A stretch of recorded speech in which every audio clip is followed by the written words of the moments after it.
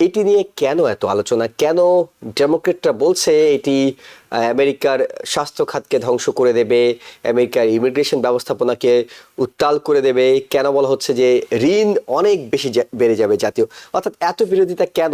আমাদের ব্যবসা বাণিজ্য ধ্বংস হয়ে যাবে একটা, অন্যদিকে হচ্ছে জিনিসপত্রের দাম প্রচুর পরিমাণে বেড়ে যাবে। আমদানি শুল্ক আরোপ করেছেন বিদেশি পণ্যের উপরে, সেটা এখন অস্থিতিশীল অবস্থায় রয়েছে। চীনের সাথে এখনো কথা বলা হচ্ছে। ফলে এই সমস্ত গুলো চুক্তি ইত্যাদি না হলে মানে মোটামুটি একটা সুষম পরিস্থিতি না, সেখানে অস্থিরতা।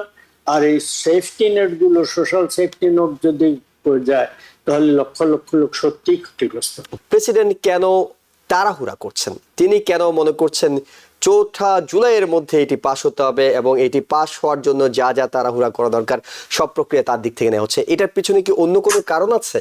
আপনার মিড টার্ম যখন আসবে তখন হয়তো দেশের ইকোনমি আরো খারাপ হওয়ার সম্ভাবনা বেশি। খুব চমৎকার একটি নাম, বিগ বিউটিফুল বিল। এটি পাশ করে নিতে প্রেসিডেন্ট ডোনাল্ড ট্রাম্প বদ্ধপরিকর। তিনি এর আগে হাউসকে ম্যানেজ করেছিলেন, এখন সেনেটকে ম্যানেজ করার বিশাল একটি পরীক্ষা অবতীর্ণ হয়েছেন। রিপাবলিকান 2 জন সেনেটরের মধ্যেই ভোট দেবেন না বলে জানিয়েছেন, কিন্তু শেষ পর্যন্ত ধারণা করা হচ্ছে এটি পাশ হয়ে যাবে। অর্থাৎ হাউসে পাশ হওয়ার পর এখন সেনেটে পাশ হবে এবং প্রেসিডেন্ট তার টেবিলে বসে অপেক্ষা করছেন কখন এটি আসবে। 4 জুলাইয়ের আগে তিনি সেটি পাশ করে জাতিকে বিগ এবং বিউটিফুল বিলের একটি উপহার হিসেবেও দিতে চান। মূল বিষয়টি হলো এটি নিয়ে কেন এত আলোচনা? কেন ডেমোক্রেটরা বলছে এটি আমেরিকার স্বাস্থ্য খাতকে ধ্বংস করে দেবে, আমেরিকার ইমিগ্রেশন ব্যবস্থাপনাকে উত্তাল করে দেবে? কেন বলা হচ্ছে যে ঋণ অনেক বেশি বেড়ে যাবে জাতীয়? অর্থাৎ এত বিরোধিতা কেন? এটা আপনাকে অনেক ধন্যবাদ, দর্শক শ্রোতা জড়িত আপনার। এটা হচ্ছে প্রেসিডেন্ট এটাকে ওইভাবে বিগ বিউটিফুল বিল বলেছেন, বাজেট বলেছেন, এবং এই বাজেটের বৈশিষ্ট্য যেটা এই পর্যন্ত মানে রাখা ঢাকা নেই, এটা চুপি সারি পেছনে ফেলারও সুযোগ নেই। এটাতে যেটা করা হয়েছে তাতে অনেকগুলো সোশ্যাল সেফটি নেট কে কাট করার প্রস্তাব আসছে। তার ভিতরে সবচেয়ে প্রধান হচ্ছে আপনার মেডিকেড থেকে কয়েক মিলিয়ন লোক বাদ পড়ে যাবে বলে আশঙ্কা করা হচ্ছে। আর একটা হচ্ছে আপনার সোশ্যাল সিকিউরিটি এফেক্টেড হবে, সোশ্যাল লোকরা যেটা পান সেটার উপরে ট্যাক্সের ব্যাপার একটা আছে। তারপরে আরেকটা হচ্ছে ইমিগ্রেশনের কথা আপনি যেটা বললেন, সেটা হচ্ছে ইমিগ্রেশনকে আরো কড়াকড়ি করার জন্য। এমনিতেই তো বেশ কড়াকড়ি শুরু হয়ে গেছে, প্রেসিডেন্ট আরো অনেক লোককে হায়ার করবেন ইমিগ্রেশনটাকে যাতে মানে কড়াকড়ি ভাবে রিপোর্ট করা যায়, এবং হিয়ারিং যদি দরকার হয় সেটা করা যায়। হিয়ারিং এর চাইতে বেশি হচ্ছে ইমিগ্রেশন যারা রিপোর্ট করবে সেই সব লোকজন, সেই ক্ষেত্রে সেগুলো বাড়ানোর জন্য বেশ অনেক লোক তিনি নতুন হায়ার করবেন, এটা করেছেন। এবং ইমিগ্রেশন নিয়ে কিছুদিন আগে যেটা হলো যে বেশ কড়াকড়ি হলো, তারপর এখন অবশ্য কয়েকদিন থেকে ওই রকম শোনা যাচ্ছে না, চলছে কিন্তু আগের মতো ওই রকম হইচই শোনা যাচ্ছে না। একটা কারণ হচ্ছে ইমিগ্রেন্টদের অবৈধদের ভিতরে অনেকে কৃষি খাতে কাজ করেন, কৃষি শ্রমিক হিসাবে, নির্মাণ শ্রমিক হিসাবে, রেস্টুরেন্ট ইত্যাদি। তো রেস্টুরেন্ট ইত্যাদি এবং কৃষি খাতে যারা আছেন তাদের অনেক ব্যবসায়ী, ইন্ডাস্ট্রিয়ালিস্ট, বিনিয়োগকারী প্রেসিডেন্ট ট্রাম্পের সমর্থক, রিপাবলিকান দলের সমর্থক, তারা তাকে জোরে সোরে লবিং করেছেন যে এটাতে আমাদের ব্যবসা বাণিজ্য ধ্বংস হয়ে যাবে একটা, অন্যদিকে হচ্ছে জিনিসপত্রের দাম প্রচুর পরিমাণে বেড়ে যাবে।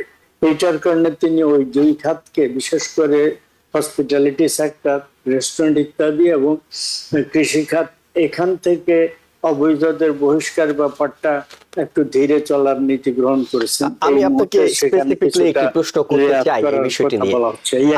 আমি আপনার কাছে স্পেসিফিকলি একটি বিষয় জানতে চাই এটা নিয়ে, যে এটি যদি জনগণের এতই ক্ষতি করে, এটাতে প্রেসিডেন্ট ডোনাল্ড ট্রাম্পের কি এমন লাভ যে তিনি এটি জনগণের ক্ষতি করবে, তার দলকে হুমকির মুখে ফেলবে? এবং আমরা যে মধ্যবর্তী নির্বাচনের কথা বলছি, সে নির্বাচনে অনেক রিপাবলিকানরা বলা হচ্ছে যে এই বিলটি পাশ হওয়ার কারণে জনগণ তাদের বিপক্ষে চলে যেতে পারে। এত বড় ঝুঁকি কেন নিচ্ছেন? প্রেসিডেন্ট ডোনাল্ড ট্রাম্পের ব্যক্তিগত লাভটা আসলে কোথায় যে তিনি এই ঝুঁকিটা নিচ্ছেন? লাভের কথা না, উনি ভোটের আগে ক্যাম্পেইনে যে কমিটমেন্ট দিয়েছিলেন সেই কমিটমেন্ট অনুসারে তিনি বলছিলেন যে তিনি বিপুল সংখ্যক অবৈধদেরকে বহিষ্কার করবেন, এবং অবৈধ সংখ্যা হচ্ছে 1,10,00,000 থেকে 1,20,00,000 বেশি। কিন্তু 20 এই লাখ। বিলটির মূল তো এই যে- ফোকাসটা তো এই একটা- ইমিগ্রেশন নয়, এই হেলথ একটা- সেক্টর, মেডিকেট, সেটি নিয়েই বলা হচ্ছে। দ্বিতীয় আর বিলে যেটা করা হচ্ছে মেডিকেটের ব্যাপার, এইটা তো বহু আগে, এই যে ওবামা কেয়ার যখন করা হলো, তিনি সেটা ওবামা কেয়ার মানে ক্ষমতা না থেকেও তিনি সেটার বিরোধিতা করেছিলেন, ক্ষমতা এসে তিনি সেটাকে মানে বাতিল করার চেষ্টা করেছিলেন, নানা কারণ হয়ে ওঠেনি। ফলে ওবামা কেয়ার মাধ্যমে অন্যভাবে অনেক লোক মেডিকেল হেল্প পাচ্ছে। আর মেডিকেট তো আগে থেকেই সরকারি আছে বহু বছর থেকে, সেটাকে উনি কাটছাঁট করার পক্ষপাতী। কেন কাটছাঁট করছেন? দুইটা কারণ। একটা হচ্ছে যে সোশ্যাল সেফটি নেটে সাধারণত ধরে নেওয়া সোশ্যাল সেফটি নেটের এটা ঠিক না, এটাতে আননেসারি সরকারের শত শত বিলিয়ন ডলার খরচা হয়ে যায়, এটি একটি দিক। আমি ফুড স্ট্যাম্পের কথা বলতে ভুলে গেছি, ফুড স্ট্যাম্প ক্ষতিগ্রস্ত হওয়ার কথা হচ্ছে, এটি একটি দিক। আরেকটা হচ্ছে তিনি যে বাজেট প্রস্তাব করেছেন তাতে বিপুল পরিমাণ ট্যাক্স রেয়াত, কর রেয়াত দেওয়ার কথা উনি প্রস্তাব করছেন। এই বিল, বিউটিফুল বিলে সেটা আছে। এর আগের বার তিনি যখন ক্ষমতা ছিলেন তখন তার এই কর রেয়াতের কারণে ধনিক শ্রেণী, কর্পোরেশন গুলো প্রধানত সর্বাংশে না, তারা 1 ট্রিলিয়নের বেশি কর রেয়াত পেয়েছিল। এইবারকারটাতে প্রস্তাব যেটা করা হয়েছে তাতে 3 ট্রিলিয়নের বেশি ধনিক শ্রেণী, কর্পোরেট গ্রুপ পাবে, বিশেষত এরা, অন্যরাও পাবে, তবে এই টাকার সিংহভাগ চলে যাবে তাদেরকে। তো এই টাকা কোত্থেকে আসবে? এই টাকা আসার জন্য তো অন্য জায়গা থেকে, এমনিতেই বলা হচ্ছে কয়েক ট্রিলিয়ন ডলার তার এই প্রস্তাবের কারণে যুক্তরাষ্ট্রের ডেফিসিট হবে, মানে ডেফিসিট আরো বৃদ্ধি পাবে, অতিরিক্ত কয়েক ট্রিলিয়ন ডলার ডেফিসিট, ঘাটতি বৃদ্ধি পাবে। তো ঘাটতি বাড়তে বাড়তে তো মানে সীমাহীন ঘাটতি হয়ে যাচ্ছে। যুক্তরাষ্ট্রের দেনার পরিমাণ, দেশের জনগণের কাছে দেনার পরিমাণ, বিদেশে বিভিন্ন রাষ্ট্রের কাছে বিভিন্ন জায়গায় তাদের দেনার পরিমাণ হিউজ, এটা মানে সীমার বাইরে চলে যাচ্ছে। অনেকগুলো নেতিবাচক প্রভাব পড়বে। এই দানাটা যেন কিছু কমানো হয়, সেইটা কমানো যায়, সেই জন্য এই সমস্ত কাটছাঁট করা হচ্ছে। আর একটা কারণে ডেফিসিট, মানে আরো একটা কারণ অ্যাড হয়েছে, এই দ্রব্যমূল্য ইত্যাদি বাড়া থেকে শুরু করে সরকারের কর ইত্যাদি ক্ষেত্রে এফেক্টেড হতে যাচ্ছে।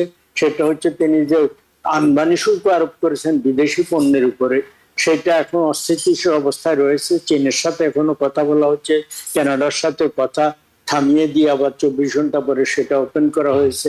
ইউরোপিয়ান ইউনিয়নের সাথে কথাবার্তা চলছে। ফলে এই সমস্তগুলো চুক্তি ইত্যাদি না হলে মানে মোটামুটি একটা সুষম পরিস্থিতি না, সেখানেও অস্থিরতা। আর এই সেফটি নেট গুলো, সোশ্যাল সেফটি নেট যদি যায় তাহলে লক্ষ লক্ষ লোক সত্যিই ক্ষতিগ্রস্ত। প্রেসিডেন্ট হাউসে যখন পাশ হয়েছে যথেষ্ট সময় নিয়ে হয়েছে এবং খুবই থিন মেজরিটিতে সেটি পাশ হয়েছে। সেনেটে পাশ হয়ে যাবে ধারণা করা হচ্ছিল, নাটকীয়তা চলছে। কিন্তু প্রশ্নটি হলো, প্রেসিডেন্ট কেন তাড়াহুড়া করছেন? তিনি কেন মনে করছেন 4 জুলাইয়ের মধ্যে এটি পাশ হতে হবে এবং এটি পাশ হওয়ার জন্য যা যা তাড়াহুড়া করা দরকার সব প্রক্রিয়া তার দিক থেকে নেওয়া হচ্ছে? এটার পিছনে কি অন্য কোনো কারণ আছে? আপনাকে ধন্যবাদ। অন্য কোনো কারণ নাই, তিনি চাচ্ছেন এটা তাড়াতাড়ি পাস হোক এবং মানে রিপাবলিকানরা ভয় ভয় সেটা পাশের দিকেই যাচ্ছে। কাজেই অন্য কোনো কারণ নেই।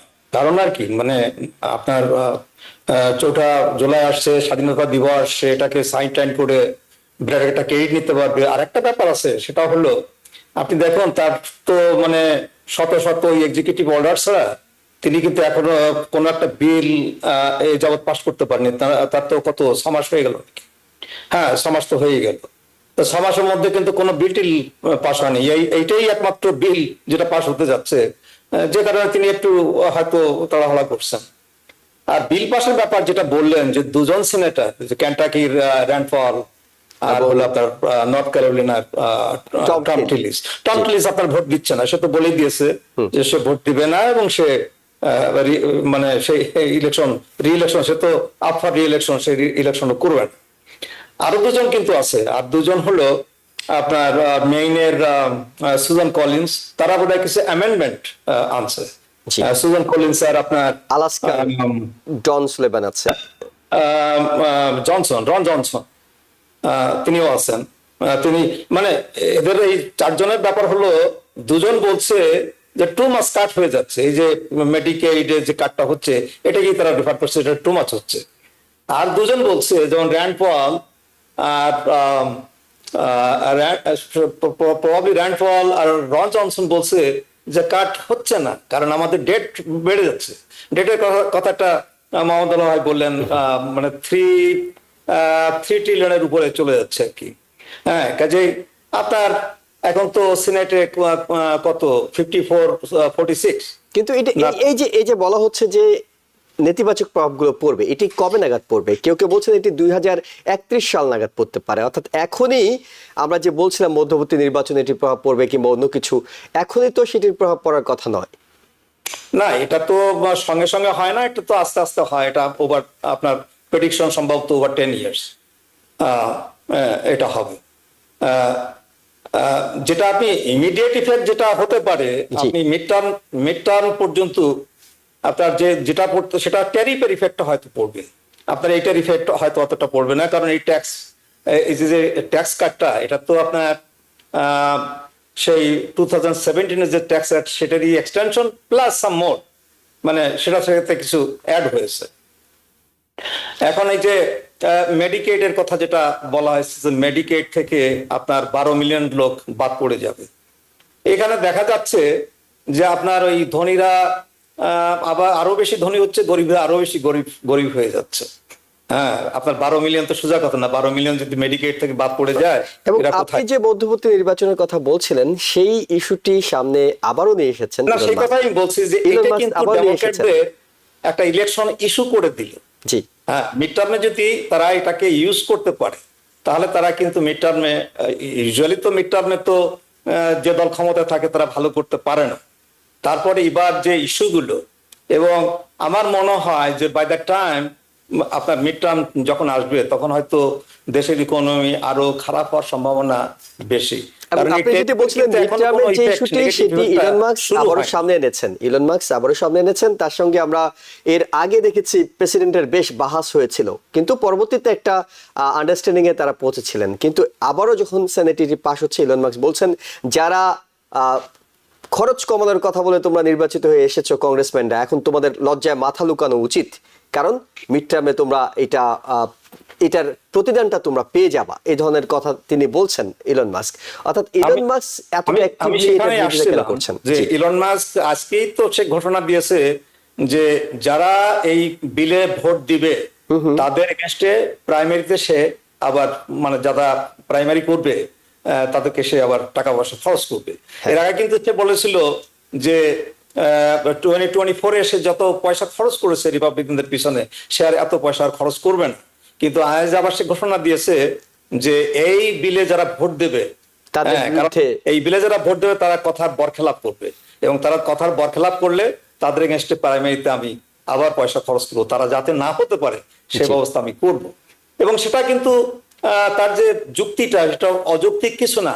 দেখুন, তিনি তো 4 মাস যাবত একটা বিশেষ একটা ডিপার্টমেন্টের হেড ছিলেন, ডোজ।